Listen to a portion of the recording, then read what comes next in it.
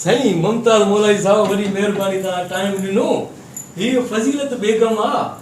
ये साई पाड़े में रहंदी है जे घर जी बेता साई घर जी सफा मिलेला मुखे चे मुमताज मौलाई सा मिला रे माचो वठी तो ला मुझे दोस्ता शाबाश मा तुजी वडी परस्तारा फेना मा तुजी ने केला तो पे क्या नम वठी साई सजोडी भित भित सा गडा न सजोडी कलाम में ताज हलाईंदी हो जो कलाम हलाईंदी अज प्यार थींदा बार बार थींदा न कावटी चोटी ता रुगो दीदार थींदा रुगो जो कलाम हलाईंदी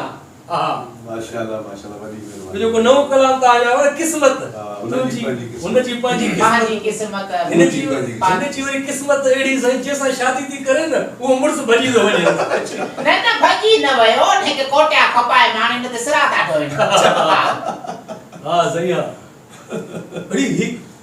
तू जोड़े दिमाग खराब है छे भीती तू पाड़ल पटे तू एनो बोत बत्ती माजी साल की वठी आयो तू पराई मन सही चे भी परस्तार है मुमताज मौलाई जी मा वठी आयो मास वो तो साईं जैसा भी परस्तारो तसा ता आया से नहीं मिलण जो तो के छाड़ी तू वो चाहे गेर तू तो के गेर से चढ़ी हो जा वडी हा वडो गेर तिया तू न के छा बस ना के वठी आयो पराई मर्द सा की आई है तू पराई मर्द सा मिलण आई है पराओ मर्द ना है भी असा जे सिंध जो कड़ो वडो नालो आ सही घर घर ने गाना ता हलन बल्कि फजीलत बेगम पाण हलाईंदी ने गाना सजो डी साडे आवाज इंदा भित भित सा मिलेला न भली जा गाना हलन वरी तू मिलण छादी काई मा सही मा जो भित भित सा मिलेला फनकार मिली पे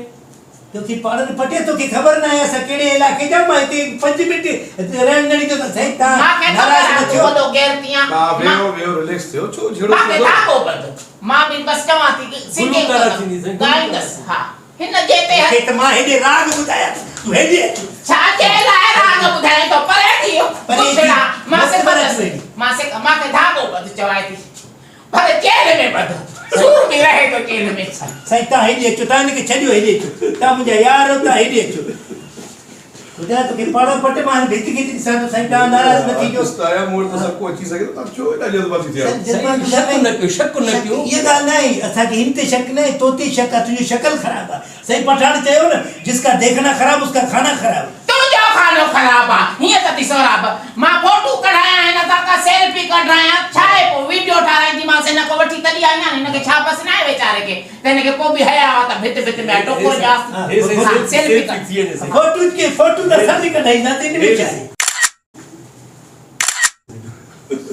ओड़ परे थी बींदवा मां छो परे था पांजो फनकार सिंध जो डो वडो नालो ममताज जंग जर ट्रैक्टर में रक्षण में जाते काते ममताज लोग पे ना छोरा सही उता के मैं 50 रुपए नो मोटा दी मगी वो मां दई से जो तागी लगे दिनो आई मुखे एडवांस ते ताया बस सैता ने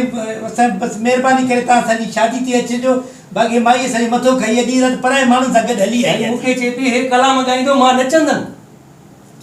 चेती हां ना हे कमल कलाम मेरा गाइंदो आजो पोजारा मन नचंद त हूं ही नचनी सजो दी बुध दिसनो आ तू हे ओने नी कोटे पे छत त चढ़ी से घरों लगी दे मुखे परेशान न कर सही बता के परेशान ता अब्बा वो संजय असा भित भित सा मिलेला सी तू केड़ी छा तू माई असांजी के वठी करे तू पराए सही सजो डी कलाम बुधी बुधी ममताज मौलाई कन्न पची कलाम पाचो असां पाण हली मिलाया है तो उन सा परस्ता रस्ता भी जहां हूं ना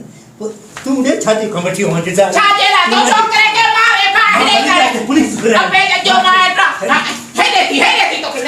परे के जवान छोकरे नालो न कट आंगला न कढाए सैता बार तू ममरा छो बाहर जे ना मा फोटो न कढाया था मां से रिश्ता सही मिलण आया से काथो मा तो